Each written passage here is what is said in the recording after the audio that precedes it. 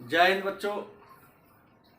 आज के इस वीडियो में हम भारतीय संविधान निर्माण की दिशा में जो अंतिम कड़ी है, जिस कड़ी के द्वारा ही भारतीय संविधान का निर्माण किया गया, उसी कड़ी के संदर्भ में आज हम सब चर्चा करेंगे। इस क्रम में सबसे पहले हम लोग कैबिनेट मिशन योजना के बारे में चर्चा करेंगे। तो कैबिनेट मिशन योजना, जिसका आगमन भारत में 1946 मतलब मार्च 1946 ईस्वी में हुआ था। पहले ये जानेंगे कि कैबिनेट मिशन योजना क्या है, इसका गठन क्यों किया गया, इसका काम क्या था, इस योजना के उद्देश्य क्या थे। तो कैबिनेट मिशन योजना इंग्लैंड में क्लेमेंट एटली की सरकार के द्वारा भारत में सांप्रदायिकता की भावना को शांत करने के लिए, भारत की सत्ता को शांतिपूर्ण तरीके से भारतीयों के हाथ में सौंपने के लिए गठित की गई 3 सदस्यीय एक उच्च स्तरीय समिति थी। इस समिति में 3 सदस्य थे, जिसमें एक अध्यक्ष और 2 उनके सहयोगी। अध्यक्ष का नाम था सर पैट्रिक लॉरेंस और जो 2 अन्य सहयोगी थे उनका नाम था एबी एलेक्जेंडर और स्टेफोर्ड क्रिप्स। इस मिशन का नाम, इस आयोग का नाम कैबिनेट मिशन इसलिए रखा गया क्योंकि इसके तीनों सदस्य इंग्लैंड के संसद के कैबिनेट मंत्री थे। चूंकि कैबिनेट मंत्री के तीनों मेंबर थे, इसलिए इन तीनों के मतलब sir Patrick Lawrence, AB Alexander और स्टेफोर्ड क्रिप्स के नेतृत्व में गठित किया गया आयोग का नाम कैबिनेट मिशन पर।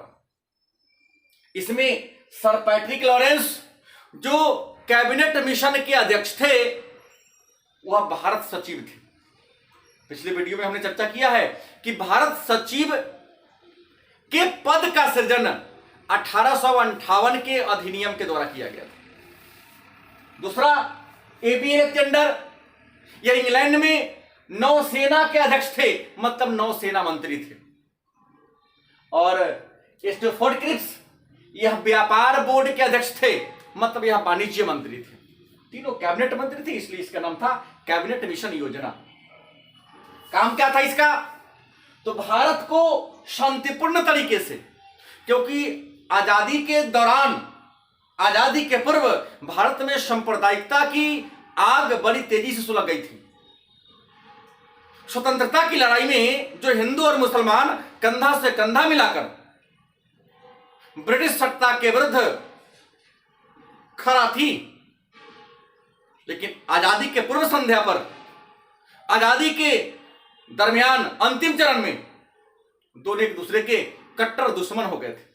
तो भारत को शांतिपूर्ण सत्ता, मतलब भारत की सत्ता भारतीयों के हाथ में जाए, लेकिन शांतिपूर्ण तरीके से जाए, इसी कार्य को लेकर, इसी उपाय को ढूंढने के लिए कैबिनेट मिशन योजना का भारत में आगमन हुआ था।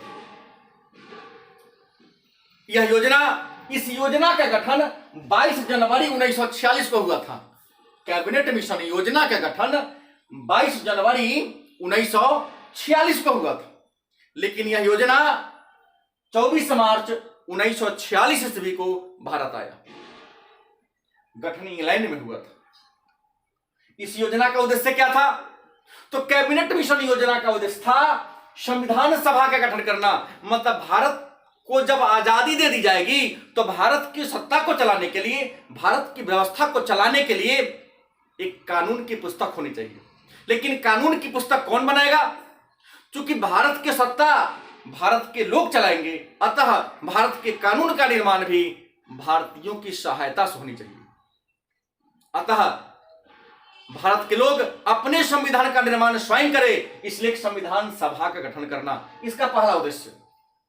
दूसरा, देशी रियासतों और ब्रिटिश भारत को मिलाकर, देशी रियासत मतलब भारत के जो राजा महाराजा थे उनको मिलाकर के, और ब्रिटिश रियासत मतलब अंग्रेजों भारत के शासन काल में कुछ ऐसे राज्य थे भारत के जिस पर अंग्रेजों का अधिकार था।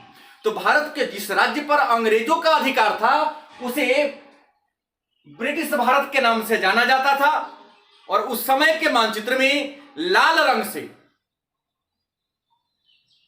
ब्रिटिश भारत को सूचित किया जाता था। देशी रियासत भारत के जो राजा महाराजा थे उनके राज्य को देशी रियासत कहा जाता था। तो इन दोनों को मिलाकर एक अखिल भारतीय संघ की स्थापना किया जाए। यह अखिल भारतीय संघ ही जब तक संविधान का निर्माण हो रहा हो देश में शासन व्यवस्था को देखरेख करने का काम करेगी। उसके बाद संविधान निर्माण के लिए 10 लाख की जनसंख्या पर एक प्रतिनिधि का चयन की जाए। मतलब संविधान के निर्माण करने के लिए अगर सदस्यों का चुनाव किया जाए तो 10 लाख की जनसंख्या पर एक सदस्य का चुनाव कराया जाए। इस कैबिनेट मिशन योजना के तहत जुलाई 1946 में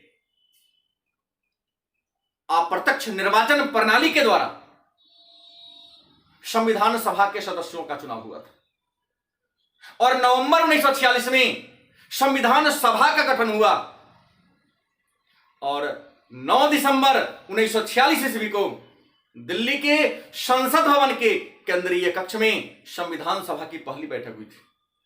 लेकिन इस पहली बैठक का विरोध मुस्लिम लीग ने किया था और इस संविधान सभा में शामिल न होने का प्रण लिया था, और मुसलमानों के लिए एक अलग संविधान सभा के निर्माण की मांग कर डाली थी। तो यहां पर 10 लाख की जनसंख्या पर कैबिनेट मिशन योजना में कहा गया, इसका उद्देश्य था कि भारत के संविधान के निर्माण के लिए जिस संविधान सभा का गठन होगा उस संविधान सभा में 389 मतलब 389 सदस्य होंगे। मतलब कैबिनेट मिशन योजना के तहत गठित संविधान सभा में 389 सदस्यों की बात की गई थी। इसमें मुस्लिम लीग के सदस्य भी शामिल थे। इस 389 सदस्यों में 293 ब्रिटिश प्रांत के मतलब अंग्रेज के अधिकार क्षेत्र वाले राज्य के 292 सदस्य, 93 सदस्य देशी रियासत के मतलब राजाओं महाराजाओं के 93 मेंबर, और 4 कमिश्नरी क्षेत्र के या उच्च कमिश्नरी क्षेत्र के। अगर इस तीनों को ऐड करेंगे तो 389 हो जाता है। उसके बाद संविधान का जब तक निर्माण न हो जाए तब तक देश की व्यवस्था को देखने के लिए 14 सदस्यों वाली एक अंतरिम सरकार का गठन किया जाए। मतलब अंतरिम सरकार में 14 सदस्य को रखने की बात की गई, लेकिन जब गठन हुआ तो 13 ही सदस्य को लिया गया इसमें। मतलब 14 सदस्यों वाली अंतरिम सरकार के गठन की बात की गई। इस अंतरिम सदस्य में सरकार में 6 कांग्रेस के, 5 मुस्लिम लीग के, 1 भारतीय ईसाई, 1 पारसी और 1 सिख को रखने की बात की गई थी। संविधान सभा का चुनाव हुआ तो इसमें महिला सदस्यों की संख्या 15 थी, अनुसूचित जाति की संख्या 26 थी और अनुसूचित जनजाति की संख्या 33 थी। और इसी कैबिनेट मिशन योजना के द्वारा हमारे भारत के संविधान का निर्माण हुआ। लेकिन संविधान सभा के बारे में जानकारी हम लोग कल के वीडियो में लेंगे। आज जानेंगे कि जो उच्च स्तरीय समिति का गठन किया गया, जो अंतरिम सरकार का गठन किया गया, इस अंतरिम सरकार में कौन कौन शामिल थे और किस व्यक्ति को कौन सा मंत्रालय दिया गया था। तो अंतरिम सरकार का गठन जब संविधान का निर्माण हो रहा था तो भारत की शासन व्यवस्था को देखरेख करने के लिए अंतरिम सरकार का गठन 24 अगस्त 1946 ईस्वी को किया गया था। इस अंतरिम सरकार के अध्यक्ष पंडित जवाहरलाल नेहरू थे। चूंकि अंतरिम सरकार के अध्यक्ष पंडित जवाहरलाल नेहरू थे, अतः अंतरिम सरकार में प्रधानमंत्री के रूप में पंडित जवाहरलाल नेहरू को शपथ ग्रहण 2 सितंबर 1946 को कराया गया। ध्यान रखेंगे 2 बातें हैं। कि अंतरिम सरकार का गठन 24 अगस्त 1946 को किया गया, लेकिन अंतरिम सरकार में पंडित जवाहरलाल नेहरू को प्रधानमंत्री के रूप में शपथ ग्रहण 2 सितंबर 1946 को दिलाया गया। इस अंतरिम सरकार में मुस्लिम लीग प्रारंभ में शामिल नहीं हुई, लेकिन बाद में शामिल होने का निर्णय लिया। मतलब मुस्लिम लीग ने 26 अक्टूबर 1946 ईस्वी को अंतरिम सरकार में शामिल किया अपने आप को। अंतरिम सरकार के अध्यक्ष लॉर्ड माउंटबेटन थे। अंतरिम सरकार के अध्यक्ष मतलब गवर्नर लॉर्ड माउंटबेटन थे, और अंतरिम सरकार के उपाध्यक्ष पंडित जवाहरलाल नेहरू थे। मन में प्रश्न होगा, तो अंतरिम सरकार, आजादी के पूर्व भारत में जो अंतरिम सरकार का गठन किया गया था, उस अंतरिम सरकार में कौन सा मंत्रालय किसके हाथ में था?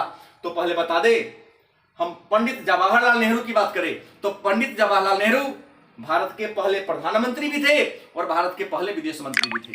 मतलब विदेश मंत्रालय और प्रधानमंत्री का पद अपने हाथ में रखे थे। सरदार वल्लभ भाई पटेल या सूचना प्रसारण मंत्री और गृह मंत्री और भारत के पहले उप प्रधानमंत्री भी थे। डॉक्टर राजेंद्र प्रसाद यह कृषि मंत्री और खाद्य मंत्री भी थे। जॉन मथाई उद्योग मंत्री थे। बाबू जगजीवन राम यह लेबर मंत्री माने श्रम मंत्री थे। सरदार बलदेव सिंह यह रक्षा मंत्री थे। सीएच भाभा यह खनन और ऊर्जा मंत्री थे। राजाजी सी राजगोपालाचारी या चक्रवर्ती राजगोपालाचारी या शिक्षा और कला संस्कृति मंत्री थे। आई चुंदड़ीगढ़ यह व्यापार या वाणिज्य मंत्री थे। और जेएन मंडल मतलब योगेंद्र नाथ मंडल यह कानून मंत्री थे, विधि मंत्री थे।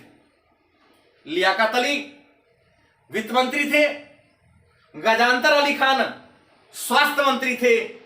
और अब्दुल रब नस्तर यह रेल मंत्री, वायु परिवहन मंत्री, डाक मंत्री और संचार मंत्री के रूप में काम किया। ध्यान रखेंगे, इस अंतरिम सरकार में 3 मुस्लिम मंत्री थे, लेकिन यह तीनों मुस्लिम लीग के नेता नहीं थे। मुस्लिम लीग ने अंतरिम सरकार का विरोध किया था, बाद में शामिल हुआ था, लेकिन सरकार में शामिल न होकर, सरकार से बाहर रहकर मुसलमानों के लिए पृथक पाकिस्तान राज्य की मांग करने के लिए शामिल हुआ था। इसलिए मुस्लिम लीग का कोई नेता इसमें शामिल नहीं है। वह बाहर से सपोर्ट किया था और पाकिस्तान के मांग के नारा को बुलंद किया था। तो कल के वीडियो में हम लोग संविधान सभा के बारे में चर्चा करेंगे। धन्यवाद।